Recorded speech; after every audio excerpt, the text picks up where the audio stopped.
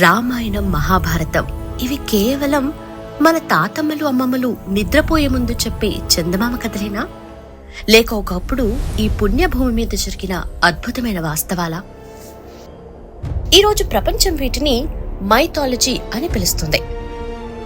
అంటే కల్పిత గాథలు అని అర్థం. కానీ మిత్రులారా, కొన్ని వందల ఏళ్ల క్రితం ఒక పద్ధతి ప్రకారం, ఒక కుట్ర ప్రకారం మన చరిత్రను కథలుగా మార్చేశారన్న విషయం మీకు తెలుసా? మన వేదాల్లో వేల ఏళ్ల క్రితమే చెప్పిన సైన్స్ ఏంటి? గుజరాత్ సముద్ర తీరంలో అగాధాల్లో దొరికిన ఆ ద్వారక నగరం మనకేం చెబుతోంది?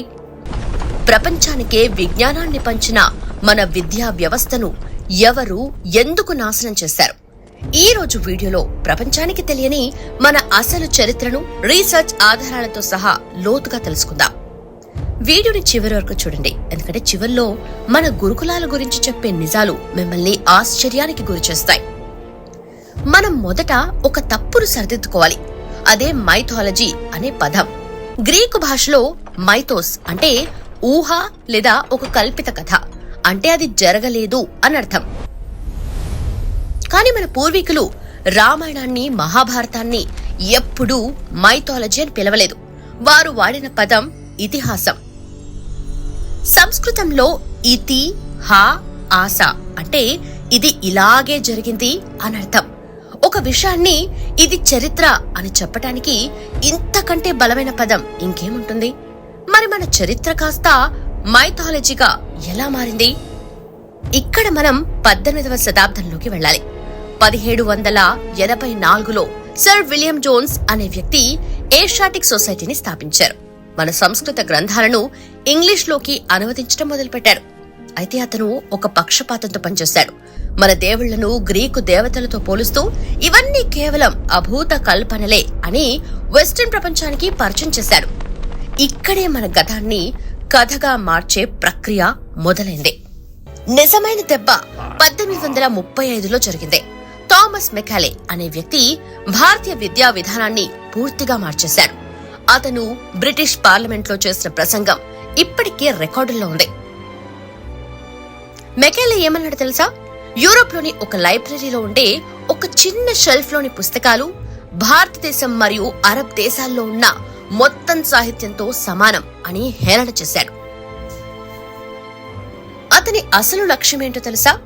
భారతీయులను రంగులో, రక్తంలో మాత్రమే భారతీయులుగా ఉంచి వారి ఆలోచనల్లో, అభిరుచుల్లో, ప్రవర్తనలో పూర్తిగా ఇంగ్లీష్ వారిగా మార్చడం.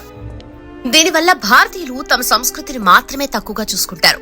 ఫలితంగా బ్రిటిష్ వారికి బానిసలుగా పనిచేయటం సులభమవుతుంది. అందుకే మన పాఠ్య పుస్తకాల నుంచి అసలు చరిత్రను తీసేసి దానిపై మైథాలజీ అనే ముద్ర వేశారు. మనల్ని మన మూలాలకు దూరం చేశారు. కానీ నిజాన్ని ఎంతకాలం దాచగలరు? సైన్స్ ఎప్పుడు నిజాన్నే మాట్లాడుతుంది. ద్వారకా నగరం. ఒకప్పుడు ద్వారకా నగరం అంటే శ్రీకృష్ణుడి కథల్లో ఉండే ఊహ అని నవ్వేవారు. కానీ నేషనల్ ఇన్స్టిట్యూట్ ఆఫ్ ఓషియోనోగ్రఫీ శాస్త్రవేత్తలు గుజరాత్ తీరంలో సముద్రం అడుగున జరిపిన పరిశోధనల్లో ఒక భారీ నగరం ఆనవాళ్లు బయటపడ్డాయి. అక్కడ దొరికిన రాతి కట్టడాలు, కోట గోడలు, లంగర్లు దాదాపు 5000 ఏళ్ల నాటివని కార్బన్ డేటింగ్ ద్వారా తేలింది. ఇది మహాభారత కాలంతో సరిగ్గా సరిపోతుంది. సరస్వతి నది. మన వేదాల్లో సరస్వతి నది గురించి వందల సార్లు ప్రస్తావన ఉంది. కానీ అది ఎక్కడా కనిపించకపోవడంతో అదొక కల్పిత నది అని అనుకున్నారు.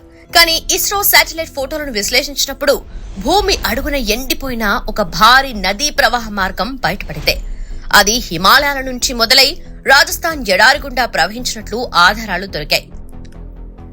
నీలేష్ ఓక్ వంటి పరిశోధకులు రామాయణం, మహాభారతంలో చెప్పిన గ్రహాల స్థితిగతులను ఆధునిక సాఫ్ట్వేర్ల ద్వారా లెక్కించారు. ఆ గ్రహాల కలయిక కొన్ని వేల ఏళ్ల క్రితం ఖచ్చితంగా ఆయా తేదీల్లో జరిగినట్లు తేలింది. ఇది అబద్ధమని చెప్పడానికి వేళ్లేని శాస్త్రీయ ఆధారం. మనం ఇంకొక విషయం కూడా తెలుసుకోవాలి. బ్రిటిష్ వారు రాకముందు మన దేశం అక్షరాస్యతలో వెనుకబడి ఉందనేది ఒక పెద్ద అబద్ధం. ధరంపాల్ అనే ప్రసిద్ధ గాంధేయవాది తన ద బ్యూటిఫుల్ ట్రీ అనే పుస్తకంలో కొన్ని నమ్మలేని నిజాలను బయటపెట్టారు. బ్రిటిష్ వారు 18వ శతాబ్దంలో చేసిన సర్వేల ప్రకారమే అప్పట్లో సుమారు 7,34,000 గురుకులాలుండేవి. అంటే దాదాపు ప్రతి గ్రామంలోనూ ఒక స్కూల్ ఉండేది.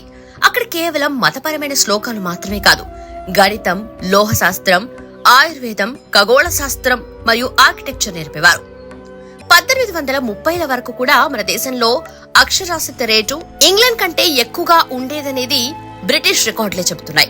ఇంతటి గొప్ప వ్యవస్థను నాశనం చేసి మనల్ని మనం తక్కువగా ఊహించుకునేలా చేశారు. మిత్రులారా, చరిత్ర అంటే కేవలం గతం కాదు, అది మన అస్తిత్వం. మన ఇతిహాసాలను మైథాలజీ అని పిలిచి తక్కువ చేయకండి. మన పూర్వీకులు మనకు అందించిన విజ్ఞాన సర్వస్వం అవే. మనం ఈ నిజాన్ని తెలుసుకోవటమే కాదు, రేపటి తరానికి కూడా అందించాలి. మన మూలాలను మనం గౌరవిద్దాం, మన గొప్పతనాన్ని ప్రపంచానికి చాటి చెబుదాం. మరి ద్వారకా నగరం లేదా సరస్వతి నది గురించి మీ అభిప్రాయం ఏంటి? కామెంట్ సెక్షన్ లో తప్పకుండా తెలియజేయండి. ఈ వీడియో మీకు నచ్చితే లైక్ చేయండి, మీ మిత్రులతో షేర్ చేయండి. ఇలాంటి మరిన్ని ఆసక్తికరమైన వీడియోల కోసం మన ఛానల్ ని సబ్స్క్రైబ్ చేసుకోండి. మరో అద్భుతమైన వీడియోతో మళ్ళీ కలుద్దాం. జై హింద్, భారత్ మాతా కీ జై.